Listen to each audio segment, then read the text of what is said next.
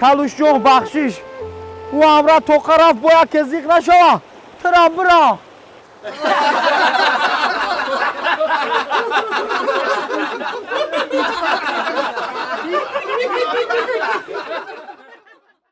سلام دوستان عزیز، کسانی که میخواهند که از شهر مسکو به گرانیتسا روند، البته شرکت موحدین به شما خدمت میکند. در این رقم زنگ بزنید.